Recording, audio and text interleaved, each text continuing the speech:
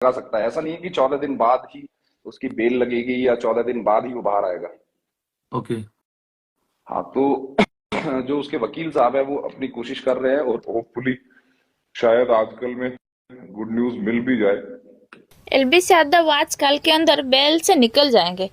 वो 2 दिन से इसीलिए नहीं निकल पा रहे थे क्योंकि कोर्ट का हड़ताल चल रहा था। देखिए पूरा मामला क्या है। और इसमें कुछ लोगों को ये लग रहा है कि 14 दिन के लिए जुडिशियल कस्टडी, तो लोगों को ये पता ही नहीं 14 दिन है। की जुडिशियल कस्टडी मतलब एक्चुअल होता ही क्या है?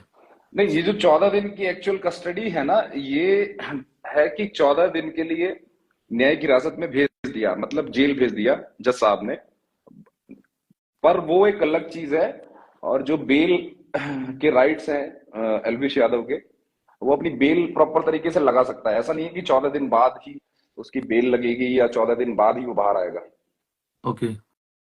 हाँ, तो जो उसके वकील साहब है वो अपनी कोशिश कर रहे हैं और होपफुली शायद आजकल में गुड न्यूज मिल भी जाए। नाइस। हाँ, अच्छी बात है। अभी 2 दिन तो कोर्ट की वो हड़ताल थी, स्ट्राइक थी, तो चीजें हो नहीं पाई। ओके।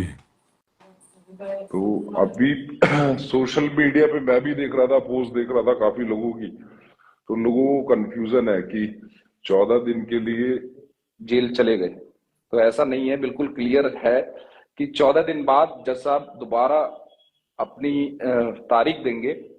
वो चीज अलग है, कस्टडी अलग है और बेल राइट्स बिल्कुल अलग है। वो अपनी बेल, अच्छा। हाँ, बेल लगा सकते हैं। दूसरा एक पॉइंट बड़ा निकल के आ रहा है कि जो एलविश यादव है उसने कबूल कर लिया कि वो वैनम सप्लाई करता था। अच्छा, ये मेरे पास तो नहीं है, मैंने देखा नहीं अभी। तो वो ये चीज भी पूरी तरह गलत है। जो पुलिस के सामने का जो कन्फेशन है वो कोर्ट में एडमिसिबल नहीं होता।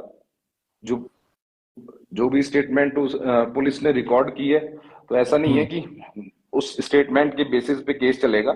जज साहब के सामने दोबारा एविडेंस होंगे, दोबारा बयान होंगे और फिर आरोप निर्धारित किए जाएंगे। ओके। हाँ, तो ऐसा कुछ नहीं है कि जैसे अभी हम देख रहे हैं न्यूज में मैंने देख रहे हैं। मैंने एक वीडियो देखी थी आज यूट्यूब पे। मैंने कहा उसमें बोल रहे थे कि क्या कहते हैं एलविस यादव आपके वाली उसमें जेल में वहां पर। बात बात मतलब कुछ।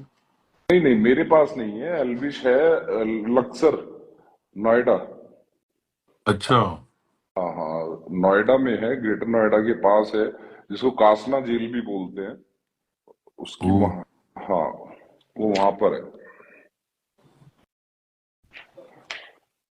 बाकी होप फॉर द गुड, सारी चीजें अच्छी हो, यही बोल सकते हैं हम तो। मैं तो हाँ, अभी देखो तक तो फर्स्ट टाइम ऐसे बैक टू कर रहा हूँ, मैं तो कभी इन चीजों का मुझे कभी ध्यान नहीं दिया, कभी रहे नहीं। बाकी एलविस भाई से मिला हूँ कई बार, है ना। लगा नहीं कभी ऐसा कुछ कि वैसे है। नहीं, वो जो एलिगेशन है वो कुछ और है।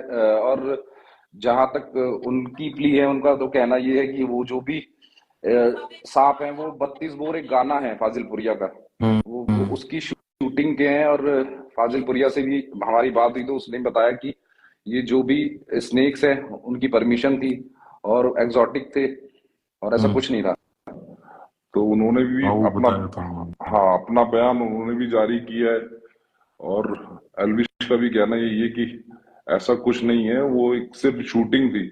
और एल्विश तो एक, हम कह सकते हैं अगर कोई शूटिंग है तो वो तो एज अ आर्टिस्ट काम कर रहा है।